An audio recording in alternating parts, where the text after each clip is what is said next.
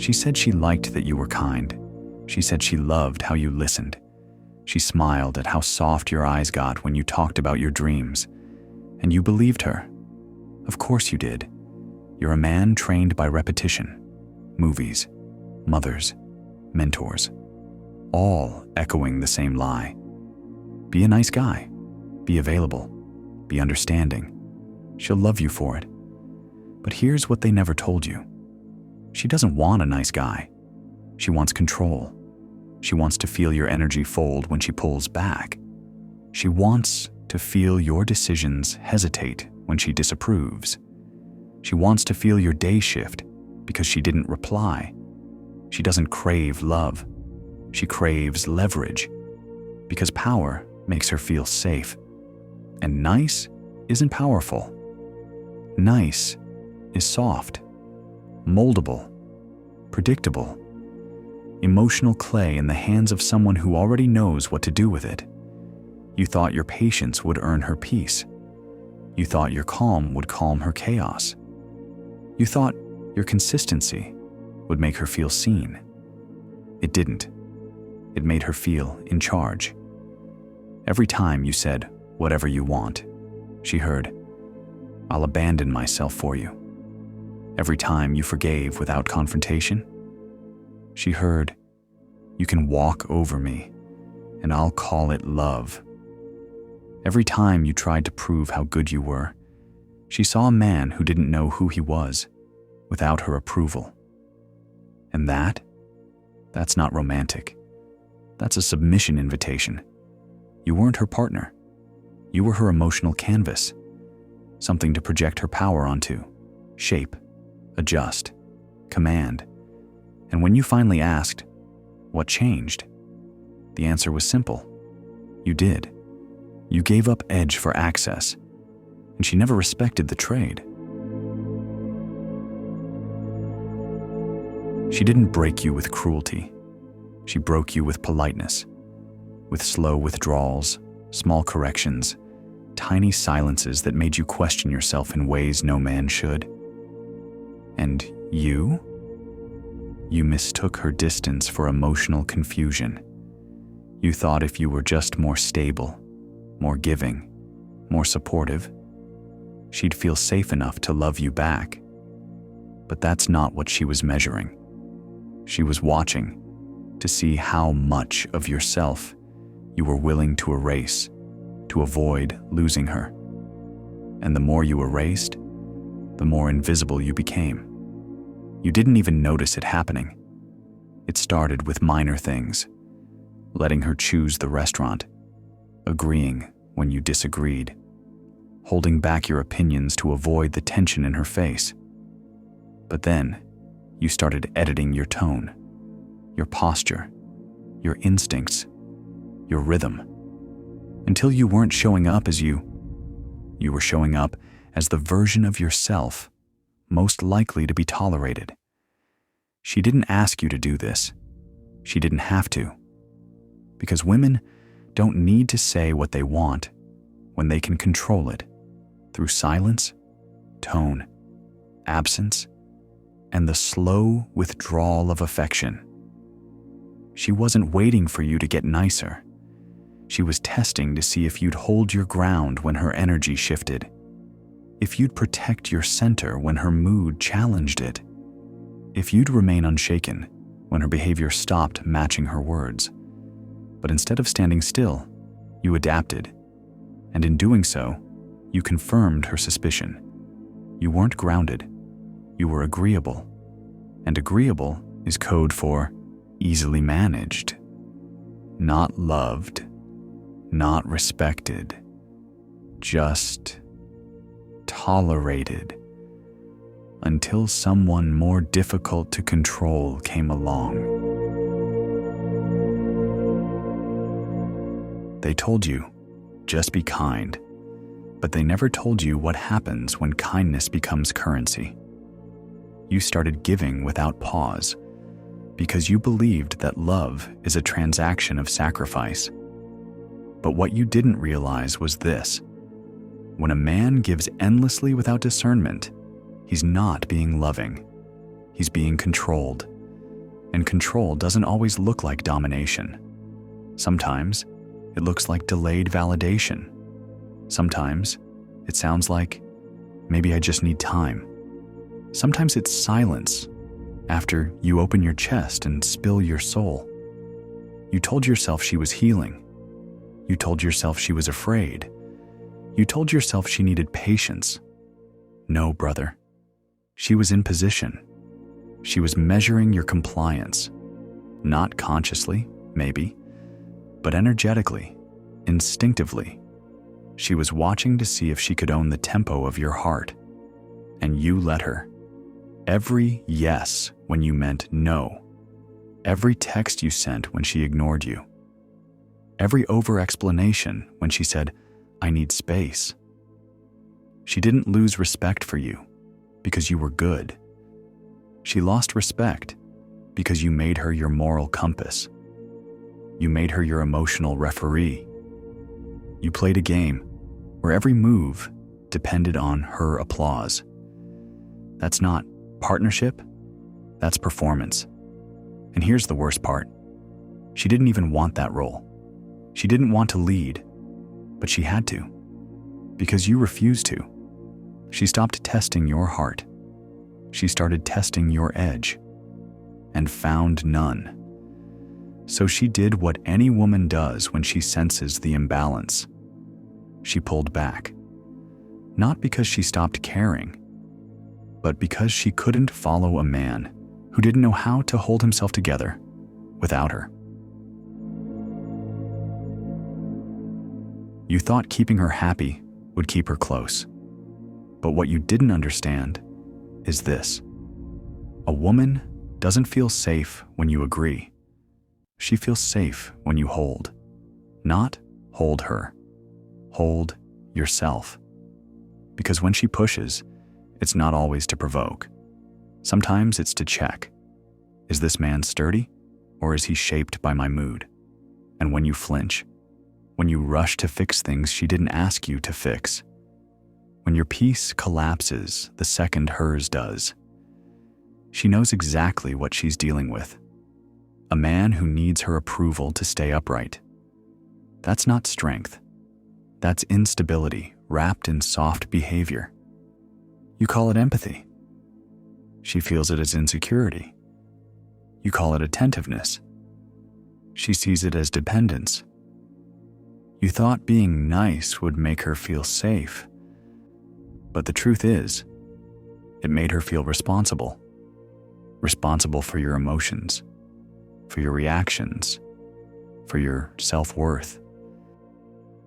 And the moment a woman feels like your emotional caretaker instead of your lover, the attraction dies, quietly, permanently, because no woman wants to mother a man she once wanted to follow. You think you're being respectful when you defer. You think you're building connection when you ask for constant emotional feedback. You think checking in, explaining, over-communicating is love. It's not. It's leakage of power, of presence, of masculine structure. She wasn't craving comfort. She was craving containment, a frame, a man who doesn't need to be told who he is, not one who says, "Is this okay?" but one who says, "This is what I stand on." You didn't lose her because you were soft. You lost her because you were shapeable. You didn't notice it at first. It came slow, one compromise at a time. You skipped the gym to stay on the phone. You canceled plans with friends because she had a rough day. You stopped doing the things that made you magnetic because all your energy went to managing her moods. And at some point, without realizing it, you became a full-time emotional butler, always available, always attentive, always adjusting. She never asked you to be this man. She just stopped resisting when you offered him. And why would she? Control never walks in as a demand. It comes in dressed as appreciation, as "you're so understanding," as "thank you for being patient with me." And meanwhile, you forgot what it felt like to walk into a room with your chest high, not wondering how she'd feel if you said the wrong thing. You forgot what it felt like to be still, to be centered. You started living in reaction. And once a man lives in reaction, he stops being a man. He becomes a service. You called it love, but love doesn't strip you of your edge. It sharpens it. What you called connection was submission masked by attention, because she didn't want to own you. She wanted to know. Could you own yourself in front of her? And when you showed her that you couldn't, when every disagreement turned into an apology, when every boundary became a discussion, when every moment of tension meant you bending, she understood. You weren't a partner. You were a mirror, and she was the one deciding who showed up in your reflection. The shift doesn't come with a shout. It comes in the silence you stop filling. You no longer rush to reply. You no longer explain your every move. You stop asking if she's okay every time her tone drops half a note. And for the first time, she notices, not your absence, your weight, the way your energy no longer leans forward, the way you speak less, but every word lands like stone, the way you look at her, not with fear of loss, but with clarity. You're not being distant, you're being rooted. And when she tests again, because she will, this time, it's different. She pulls back. You hold the frame. She questions your tone. You don't defend it. She asks why you're acting cold. You don't explain warmth to someone who once used it against you. Because now you understand. She never needed you to be nicer. She needed to feel the boundary. And boundaries don't scream. They don't justify. They just exist. You're not bitter. You're not angry. You've just left the role. You're no longer auditioning for approval. You're no longer seeking applause for how well you behave. You've seen what happens when your goodness is offered without strength. It becomes fuel for control. So now, you stand, not as a reaction, not as a performance, as a man who finally stopped negotiating with people who test him just to feel taller. She called it love. You called it partnership. But what it became was a quiet war over direction. And now, you're done walking in circles. Now you see it, clear as glass. It was never love she couldn't feel. It was power she couldn't lose. You gave her everything but the one thing she respected. A man who could walk away, not in anger, not in silence, in conviction. Because a woman doesn't fall for a man who folds. She falls for the one who stands in himself, unapologetic for not being convenient. She tested your softness. She tested your availability. She tested your emotional openness. But what she was really testing was your authority. And now, you don't flinch. Not when she pulls back. Not when she goes silent. Not when she threatens distance. You just stay centered. Because you've been there. You've bent before. You've chased before. You've played the role of the good man who lost himself trying to be liked. Not again. Now, you move different. Your kindness isn't bait. Your patience isn't for sale. Your silence isn't emptiness. It's pressure. She can feel it. It doesn't beg. It doesn't explain. It just reminds that you're no longer here to be managed, that the man she once tested has become the man she can't move. And whether she stays, leaves, tries again, or doesn't, it changes nothing. because the only permission you ever needed was your own. And the moment you gave it to yourself, you stopped chasing connection. You started commanding respect.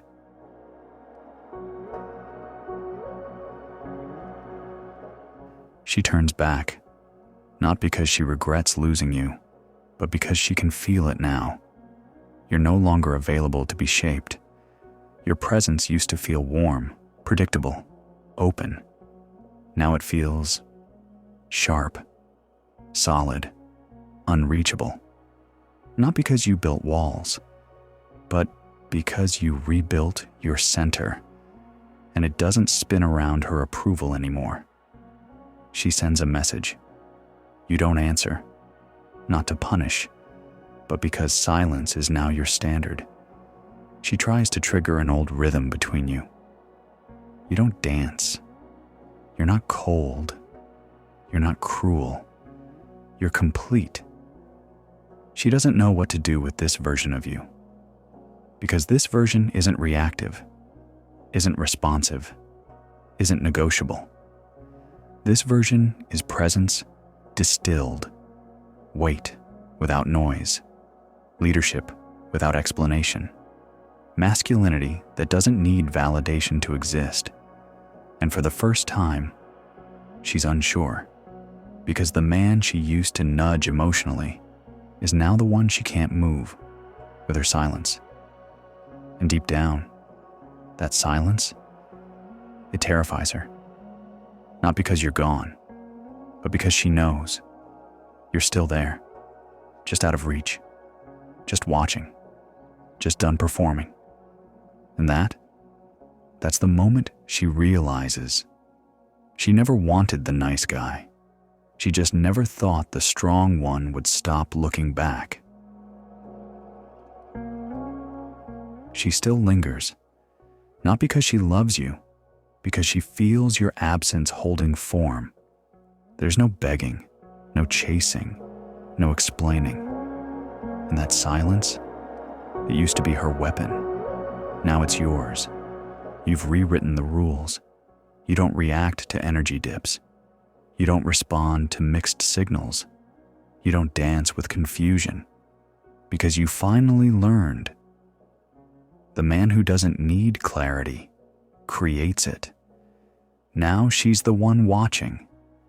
She's the one decoding your silence. She's the one wondering if she misjudged the man she once tried to manage. And maybe she did, because she mistook your kindness for compliance. She mistook your loyalty for permission. She mistook your patience for submission. And now that you've taken all of it back, the weight shifts. She may send longer messages. She may check in. She may even hint at regret. But this time, your silence isn't a strategy. It's your baseline. You're no longer proving. You're no longer reaching. You're no longer hoping. You've stopped orbiting. You've become the center. She didn't expect that. She expected the nice guy to wait forever. But nice was a mask. Now she sees the face beneath it, unmoved, unapologetic, unchained. And when she realizes she can't find a way back in, that's when she understands. She never lost a man who adored her. She created a man who outgrew her. Final strike. She didn't want your heart. She wanted the ability to move it. She didn't fall out of love. She fell out of control. And when she did, she called you distant. She called you cold. She called you not the man I met. But you were the man she met? She just never expected you'd stop bending. Now, you don't fold. You don't flinch. You don't ask for understanding from someone who once used it to disarm you. You learned. You learned that love offered without self-respect isn't devotion. It's exposure. You learned that nice is a transaction in disguise. You learned that control wears a smile, not a threat. And now, you don't respond. You don't explain. You just live with your back straight and your presence heavy, not to punish her, to honor you. And when she finally says the words, "You've changed," you don't argue. You don't correct. You don't comfort her confusion. You just look her in the eye and say, "No. I just stopped needing permission to be unshakable." Then you turn and let her find out what happens. When control meets something it can't bend.